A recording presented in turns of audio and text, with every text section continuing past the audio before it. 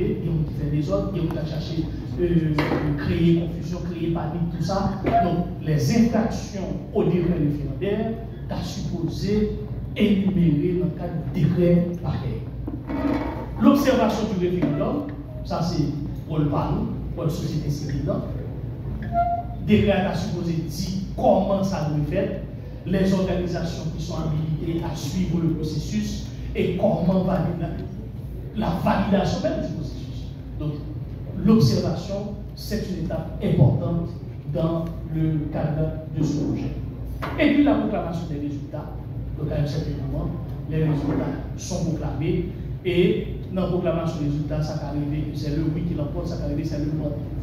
Donc, si c'est le oui qui l'emporte, nous sommes capables de dire Haïti s'est doté d'une nouvelle constitution.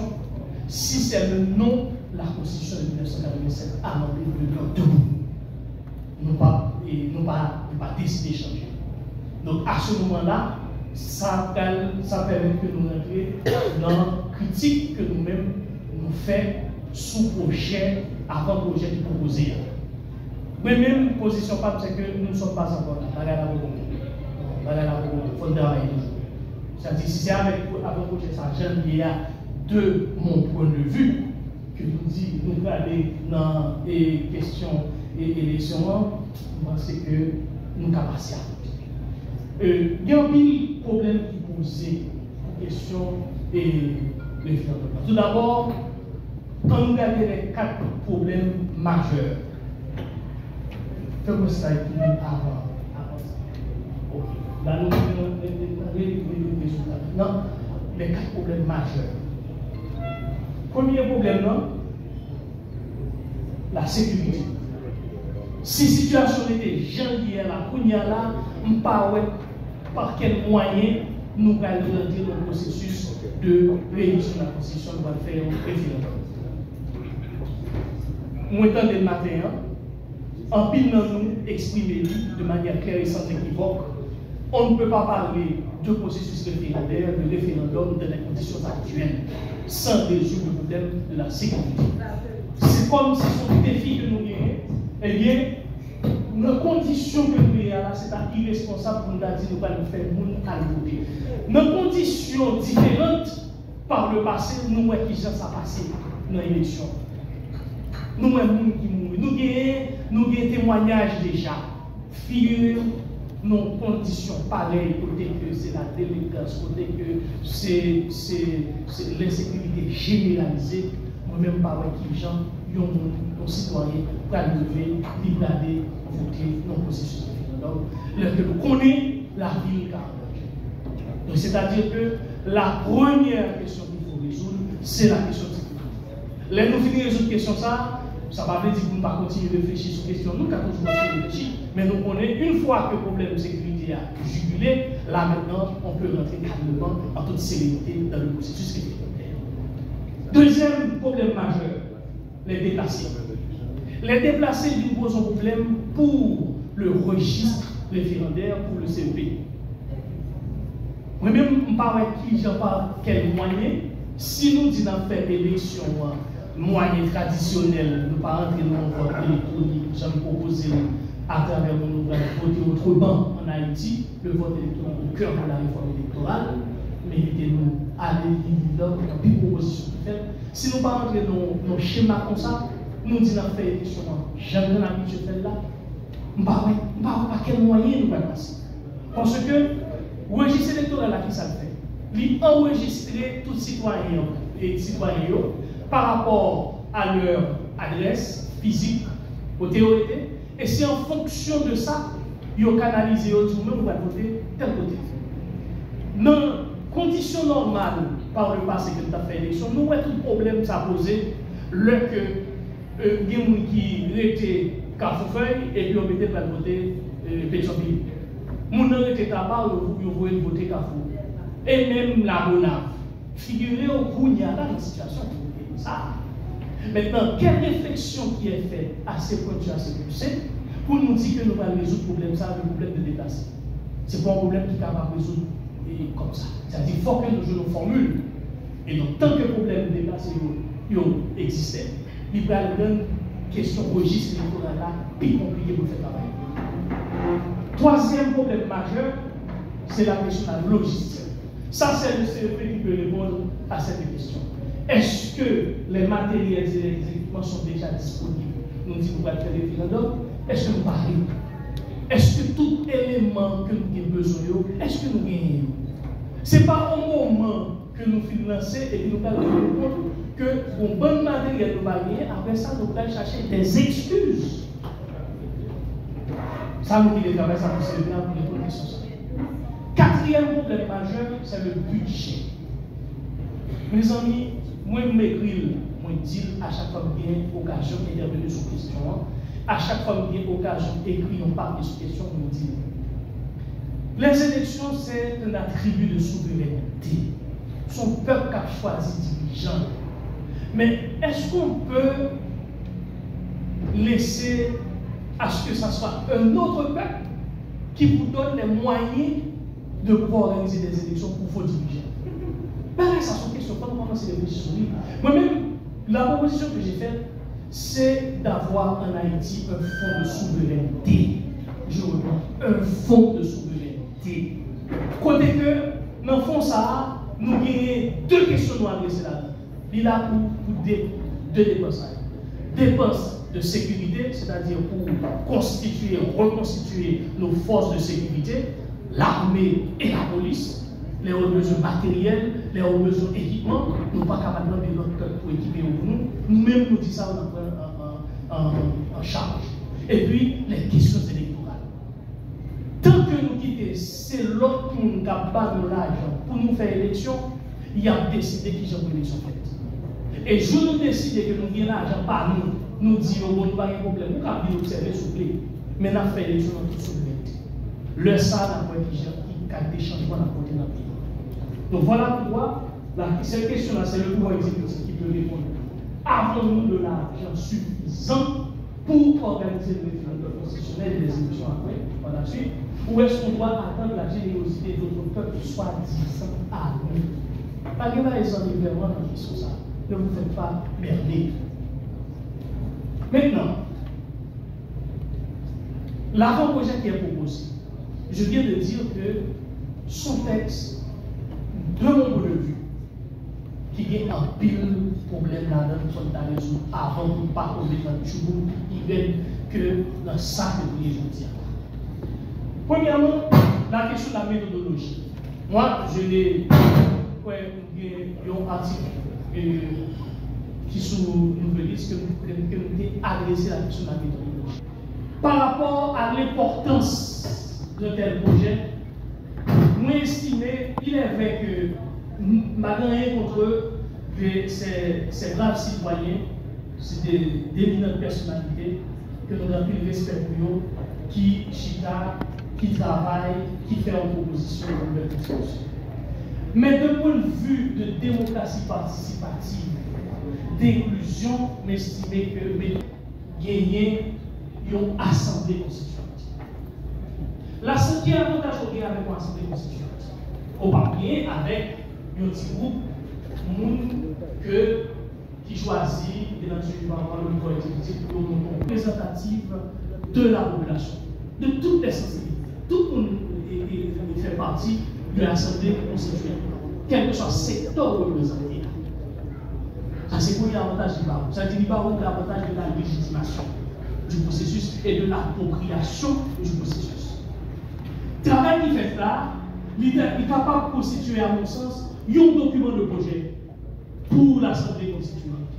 Et le document de projet, ça, nous va ajouter toute l'autre réflexion qui était faite par la suite, la commission de la Chambre des députés dirigée par Jim Carter, du Sénat et dirigée par le sénateur Peter Augustin, les réflexions provenant de la société civile, les réflexions de l'AFPEC sur le projet de constitution, les réflexions des partis politiques, les réflexions de la diaspora, nous gagnons matériel, ça que nous avons appelé des écrans, et que nous sommes capables de bailler à l'Assemblée constituante plus l'avant-projet qui est proposé, et puis nous demandons, nous baillons 3 mois, nous pensons qu'il est capable raisonnable, et puis nous disons, fond tout texte, ça va faire un refond, et proposer un projet, un nouveau projet. Et c'est sous lui qu'on a positionner.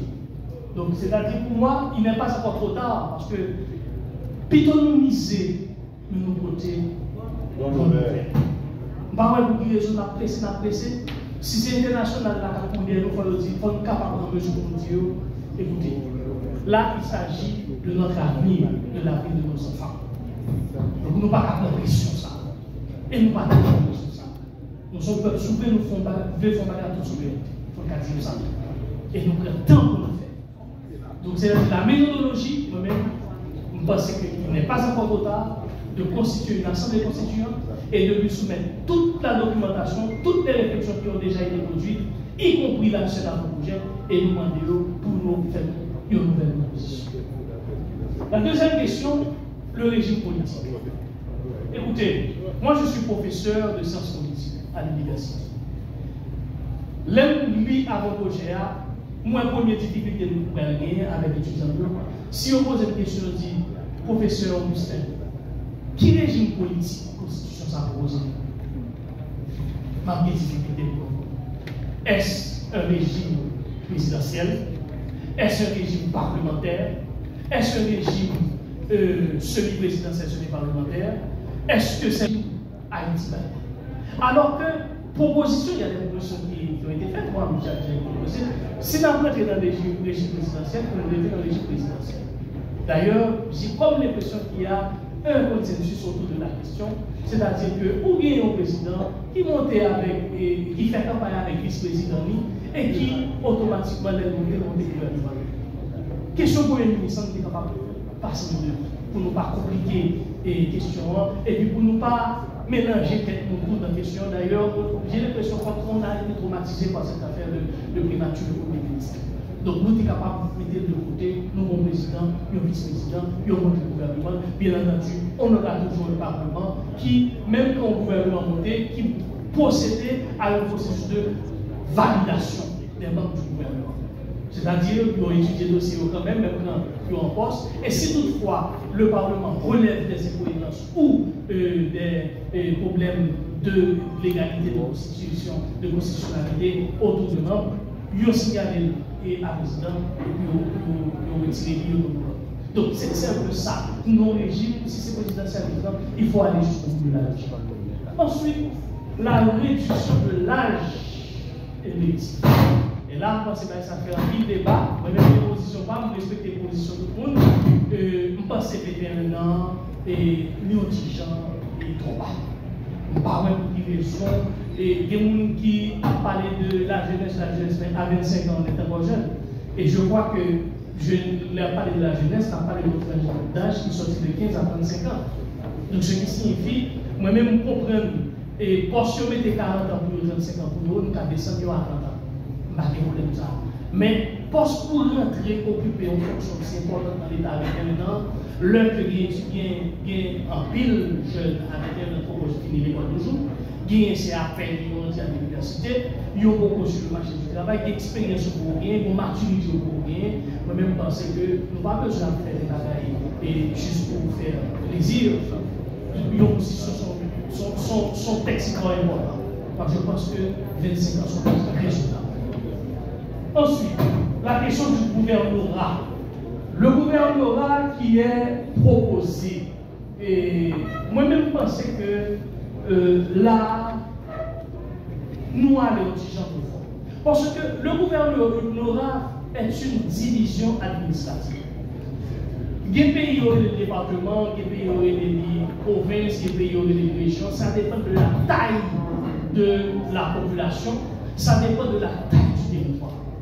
Gouvernorat, il y a les biens dans vaste territoire, dans de grands territoires, côté que, pour faciliter la gouvernance, comme par exemple en République démocratique du Congo, et aux États-Unis, le Canada, et le Mexique, le Brésil, tout pays qui sont de vastes territoires. Eh bien, gouvernorat lui permet une meilleure gouvernance. Par contre, nous sommes 27 750 km², nous n'avons pas envie de passer ça. Donc, on ne peut pas avoir une raison pour rentrer non question gouvernorat avec tout problème que ça a porté à l'avenir. Maintenant, la question des circonscriptions électorales. Article 65 de côté avant Bogéa, lui changer l'ordre des choses, lui élever les sections communales au rang de commune. Maintenant, réflexion par moi, est-ce que section communale, leur commune, ou bien capacité de gestion, ou bien autonomie administrative, est-ce que toute section communale ça a bien capacité ça? Même vous poser cette question. Je ne pas vraiment porter en plus parce que le problème nous voulons résoudre avec élévation et section communale au rang de commune, ça nous fait là, c'est pas ça qui va résoudre le problème. Le problème est capable de résoudre autour de la fiscalité haïtienne. Il est capable de résoudre autour du droit administratif haïtien. C'est la loi qui vous dit comment est divisée l'assiette fiscale, qui ça qui pour commune dans le développement et qui ça qui va aller joindre l'État central. Donc, je pense que c'est vers là pour l'aller, nous n'avons pas besoin d'inventer un bagage et puis après, il y a gros notre chien. Donc là, je pense qu'il faut nous donner sur ça.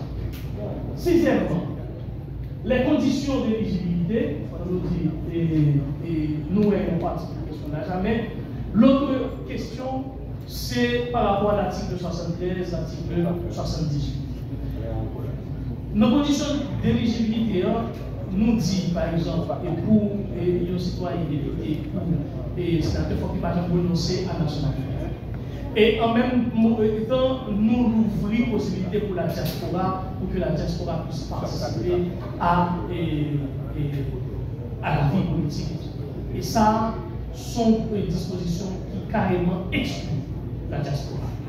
Et dans la participation, il y a le professeur qui est là, dans la salle, et on avait, lors de notre participation à l'édition et sur la projet de constitution, nous avons des questions simples.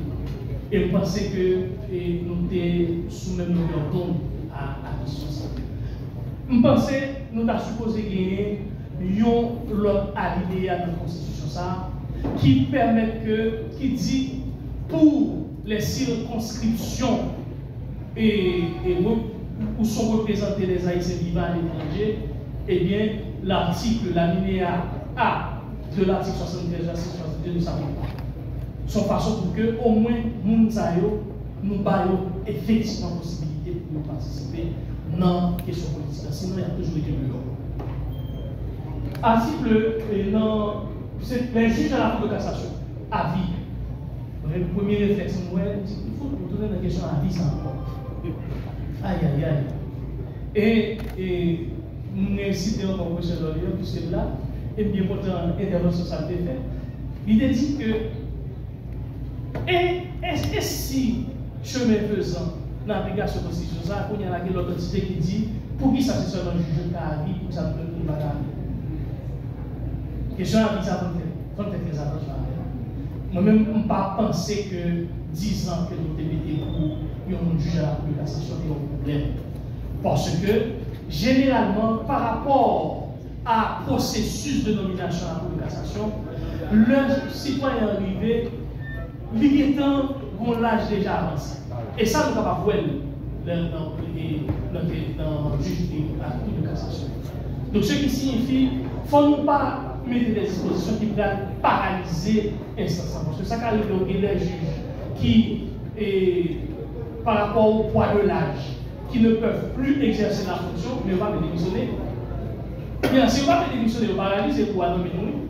Parce que nous disons la vie. Et quand il y a une faire manifestation, qui commence à jouer, et puis les chants derrière, parce qu'on va démissionner. C'est nous qui disons la vie.